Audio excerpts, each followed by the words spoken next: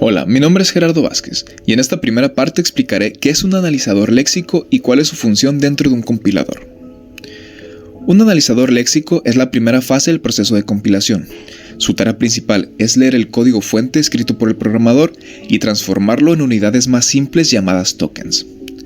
El programa no interpreta el código completo de una sola vez. Más bien, en lugar de eso, lo analiza carácter por carácter, agrupando símbolos que forman elementos con significado dentro del lenguaje, por ejemplo, identificadores, números, operadores y palabras reservadas. Cada uno de estos elementos se convierte en un token, que básicamente es una representación estructurada de un fragmento del código. Esto permite que las siguientes etapas del compilador trabajen con información organizada y más fácil de procesar. Además de identificar elementos válidos del lenguaje, el analizador léxico también detecta errores léxicos, que estos ocurren cuando aparece un símbolo o una secuencia de caracteres que no pertenece a las reglas definidas del lenguaje. En términos generales, el funcionamiento del analizador sigue 3 pasos principales. Primero, lee el archivo de entrada. Segundo, reconoce patrones válidos del lenguaje. Y tercero, genera como resultado una lista de tokens junto con el registro de posibles errores. En este proyecto desarrollamos un analizador léxico en Java, que procesa un archivo de texto con código fuente, identifica sus componentes y muestra los resultados del análisis. A continuación, mi compañero explicará con mayor detalle cómo se presentan estos elementos y cómo el programa los clasifica internamente. Bueno, ahora pasaremos con los tokens. ¿Qué es un token? Un token es la unidad mínima de significado que el analizador léxico produce. Este tiene 2 partes. Una es el lexema, que es el texto real que se leyó del código fuente. Y también está el tipo, que básicamente dice a qué categoría pertenece. En nuestro código esto lo tenemos con la clase token. Aquí pueden ver el campo del lexema, el, el campo tipo y también guardamos la fila y la columna. Esto nos sirve más adelante para cuando pase un error ver con exactitud en qué parte del código pasó el problema. En este otro archivo tenemos los tipos de token que puede identificar nuestro compilador. Tenemos el identificador, el número entero, número decimal, cadena, palabra reservada y símbolo. Ahora pasaremos con el analizador léxico. Este script es muy importante básicamente porque cuando él va leyendo la entrada y va leyendo carácter por carácter, esto lo que hace es pasar el carácter por 4 tipos de autómatas. Va a ser como una carrera a ver a cuál pertenece cada uno, que aquí lo pueden ver. Uno es el autómata cadena, otro es el autómata identificador, otro el autómata número y autómata símbolo. Lo que hace es cuando está un carácter, primero se va al de cadena. Si no pertenece a este tipo, se va al identificador. Si no pasa identificador, se va a autómata y así hasta símbolo. El donde pertenezca ahí se guarda el tipo y se manda a la tabla. Pero ¿qué pasa cuando un carácter no pertenece al lenguaje que estamos haciendo? Básicamente lo que pasa es que se agrega a la tabla de errores. Aquí lo pueden ver. Aquí nosotros pusimos que si el script encuentra un error, que no pare. Esto nos sirve para que pueda correr todo el código y nos diga qué carácter no pertenece y nos diga en qué fila y columna. La fila es el renglón de la entrada, o sea, en qué renglón está, y la columna es en qué posición está.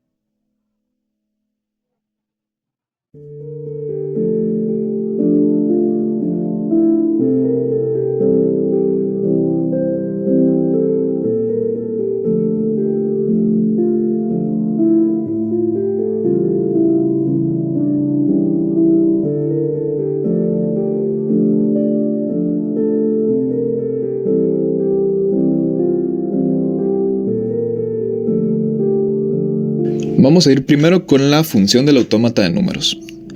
La función reconocer del autómata de números inicia, como ya había mencionado anteriormente, en la posición indicada del texto y construye un lexema carácter por carácter.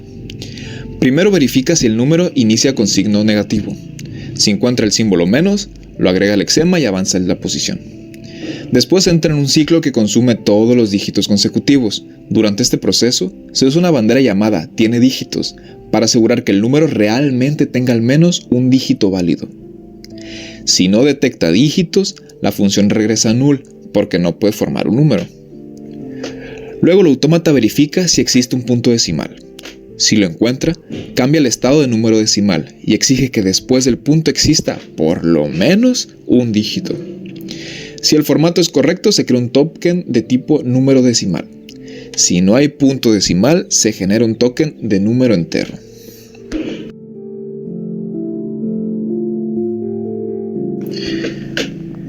En el caso de la función del autómata de cadenas, la función de reconocimiento de cadenas verifica primero que el carácter inicial sea una comilla doble.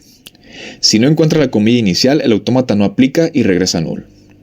Si la comilla existe, el número entero entra en un ciclo que consume todos los caracteres, como en el autómata anterior de los números, que hasta encontrar la comilla de cierre, pues ahí para.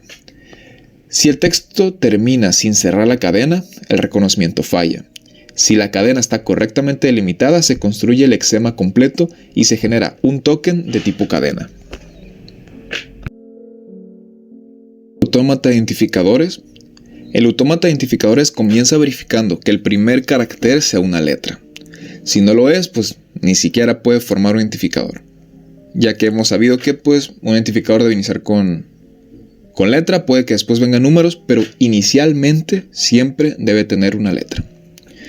Después consume letras consecutivas para formar el lexema completo. Una vez formado el lexema, el método lo compara con un conjunto de palabras reservadas previamente definidas, como tenemos int, float, if, while y pues todas las que tenemos en nuestros lenguajes. Si el lexema coincide con una palabra reservada, se genera un token de ese tipo. En caso contrario, se clasifica única y exclusivamente como identificador. Y por último, para terminar con los autómatas, tenemos el autómata de símbolos. La función de reconocimiento de símbolos intenta primero detectar operadores compuestos por dos caracteres. Para ello, toma una subcadena de dos posiciones y la compara con operadores válidos del lenguaje. Si encuentra coincidencia, genera el token inmediatamente. Si no hay operador doble, evalúa si el carácter actual pertenece al conjunto de símbolos simples como paréntesis, operadores aritméticos o delimitadores. Si el carácter es válido, se genera el token correspondiente.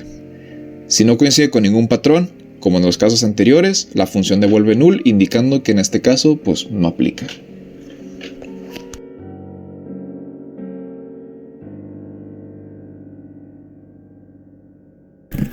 Buenas noches. Vengo a explicar la parte de la lista enlazada para los tokens de nuestro proyecto del compilador. Soy Jonathan Alcántar del equipo número 4 y antes que nada vamos a empezar por el concepto, un breve review, un breve repaso de qué función cumple la estructura de datos conocida como la lista enlazada doble. Bueno, tenemos primeramente que nada una lista de nodos que, a diferencia de la lista enlazada normal que solo tiene un puntero, un pointer hacia el siguiente nodo, aquí tenemos dos punteros por cada uno de los nodos, uno que apunta al nodo previo y otro que apunta al nodo siguiente. Esto nos permite tener mayor control de los datos y manejar con mejor fluidez todo el almacenamiento dentro de nuestra lista enlazada. Y en tener el campo de valor, en nuestro caso nuestro compilador, tendríamos almacenado el tipo de dato token, que si nos vamos al archivo de la lista enlazada podemos ver que tenemos tanto la cabeza como la cola en la lista y el número de elementos, y tenemos las funciones de imprimir la lista y las funciones de agregar nodo, ¿no? Agregar nodo al final, agregar nodo al inicio, que el agregar nodo al final lo que hace es crear un nuevo nodo, checar si la lista vacía con la cabeza si está en null, y si no va a recorrer toda la lista hasta colocar el nodo al final, el nuevo nodo, poner en el previo el penúltimo nodo antes del final y en el siguiente refiriéndose a nuestro nodo, ¿no? Y actualizaría la cola y aumentaría el número de elementos, el número de nodos. El token que almacenamos en la lista enlazada, que está acá, en cada nodo, o sea, el tipo de dato nodo tiene el nodo previo y el nodo siguiente. Y la data, que sería el token, que lo que almacenaría sería un enum del tipo de token que es, símbolo, identificador, cadena, etc. Y la columna y la fila y los valores tanto del lexema y el dato, ¿no? Acá podemos ver la función para depurar, para imprimir los punteros hacia qué dato apuntan y cuál es el valor que almacena cada nodo. Un print más sencillo con los puros símbolos. Y acá en nuestro programa tenemos dos funciones para acceder a los datos, ¿no? Una para una impresión de la lista normal y otra para la depuración. Vamos a primero a revisar el debug, el print list normal, que recibe como entrada este archivo de código parecido a C, y acá está la lista enlazada, ¿no? Con cada uno de los nodos que se van generando con cada ejecución. Si aquí agregamos int promedio es igual a la suma entre 10, aquí agregamos estos datos, ejecutamos nuestro programa de nuevo y aquí los tokens aumentan, ¿no? Aumenta la variable promedio aquí y la agrega. En la tabla de símbolos ya se nos agregaría el identificador promedio. Pero nosotros podemos, debido a que como construimos la API accesible, podemos también acceder a una función de depuración para ver cada uno de los datos según sus valores de sus punteros y de los datos, ¿no? Por ejemplo, aquí el promedio tiene como nodo previo el nodo de int, que se selecciona aquí y que refleja tanto el siguiente del nodo de punto y coma como el anterior de la palabra promedio. Y así con todos y cada uno de los nodos señalan al previo y al siguiente dentro de la lista enlazada. ¿Qué función cumple esta lista enlazada dentro del compilador? Bueno, como había mencionado al principio, nos permite tener un mayor control sobre los datos y que con cada nueva entrada esta lista se va a generar dinámicamente. Entonces no tenemos ningún problema en los cambios que puede hacer el usuario en el programa, porque la lista se va a generar dinámica con cada nueva entrada de datos. Y esto nos permite tener una buena estructura para trabajar con la información que nos llega del archivo de nuestro lenguaje que estamos desarrollando. El hecho de poder acceder de manera rápida a cada uno de los elementos de la lista facilita mucho el proceso de análisis de los tokens y que servirá para las fases siguientes. Y el diseño de esta API, de esta forma de acceder a los datos, la hicimos pensando en que fuera accesible para el desarrollador y facilitar el proceso en general de trabajo con la misma lista. Entonces, al final es muy útil esa estructura de datos a la hora de trabajar con este análisis, con esta recolección, por así decirlo, de los tokens de una entrada de un archivo. Facilita todo el proceso de juntar o almacenar toda esta información de manera ordenada y concisa, sin dar lugar a ambigüedades, simplemente manteniendo el orden de el nodo previo, el nodo siguiente, y de que pueden acceder tanto a un valor como otro dependiendo del nodo. Ahora pasaremos con los errores que tenemos registrados, la tabla de error y el error léxico. Primero vamos a pasar con los tipos de errores. Aquí lo pueden ver que lo tenemos en el archivo tipo error. Hasta el momento solo tenemos 3 tipos de errores, que sería el carácter no reconocido, que es básicamente los que no pertenecen al lenguaje. Tenemos cadena sin cerrar y número mal formado. En especial es para los números decimales, que si alguien no mete números después del punto, lo toma como error. En este archivo que tenemos, que se llama error léxico, aquí es donde se guarda todo. En este objeto tiene 5 campos, que es el tipo de error, el lexema, que es lo que detectó como error, la fila y la columna para ver la posición de dónde está el error y decirle al usuario dónde se equivocó, y descripción, que es en qué se equivocó. Y como les había comentado antes de los del carácter que va leyendo, lo va pasando por los autómatas. Cuando un autómata no lo detecta, pues lo salta hasta que llega al último. Si el último no lo detecta, ahí es cuando el programa lo agrega a la tabla de errores, que la podemos ver aquí en este archivo. Tenemos la tabla de errores. Básicamente esta tabla de errores registra todos los caracteres que no pertenezcan a ningún autómata, y los guarda guarda el tipo de error, el lexema, que es lo que causó el error, la posición y la causa. Hola, ¿qué tal? Yo soy Jaime Omar Escalante Soto y básicamente haré una prueba de lo que es nuestro archivo TXT siendo analizado por nuestro programa.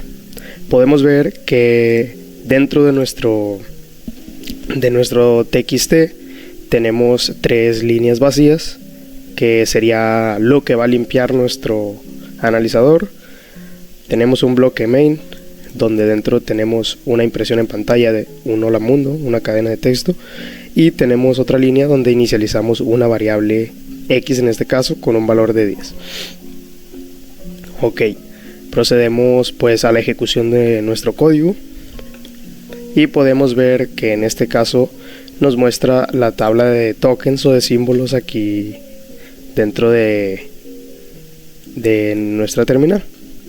Podemos ver que nos separa pues las variables, las palabras reservadas, básicamente pues en una respuesta que sería palabras reservadas. Los identificadores de igual manera, lo que sería el bloque main, pues también es donde inicializamos el bloque de código. Los símbolos en este caso serían aberturas y cerraduras de paréntesis, de llaves, de corchetes, etc. Tenemos el primer identificador dentro del bloque main, que sería la impresión de pantalla, y obviamente tenemos el análisis de la cadena hola mundo, que esto lo que lo identifica pues es las comillas dobles antes y al terminar la cadena de texto, que eso pues lo identifica el autómata de cadena. Después tenemos la cerradura de los paréntesis y la finalización de esa línea de código, de esa acción, como símbolos de igual manera. Tenemos otra vez la palabra reservada int, el identificador que sería la variable, un símbolo de asignación que sería igual, el número entero que se le está asignando a nuestra variable, y de igual manera otros 2 símbolos que sería el punto y coma y la finalización de la llave. Nos asigna el total de tokens al final que encontró este analizador. Y por último, en la tabla de errores léxicos pues no nos encuentra ningún error, básicamente porque en la entrada TXT pues está escrito de una manera correcta el bloque de código. ¿Qué nos resulta de este código? Pues una salida limpia, como se puede decir aquí, donde no tenemos las 3 líneas en blanco que teníamos en la entrada TXT, y pues un ordenamiento pues más limpio, valga la redundancia. Como cierre, nosotros llegamos a la conclusión de que nuestro analizador léxico cumple con su objetivo, que en este caso sería filtrar el código fuente y darle una limpieza. Nuestro código lo que hace pues es que identifica los componentes válidos y nos reporta al final también las excepciones. Entonces la separación de este código nos permite llegar a tener una vista básicamente de la construcción de cada componente que tiene nuestro código fuente. Nosotros usamos una estructura que fue la lista enlazada y gestionamiento de nodos, que nos garantiza que pues, el compilador tiene un acceso rápido y ordenado a cada token y cada error que se marca, básicamente. De nuestra parte fue todo. Muchas gracias por la atención y pues aquí está la práctica.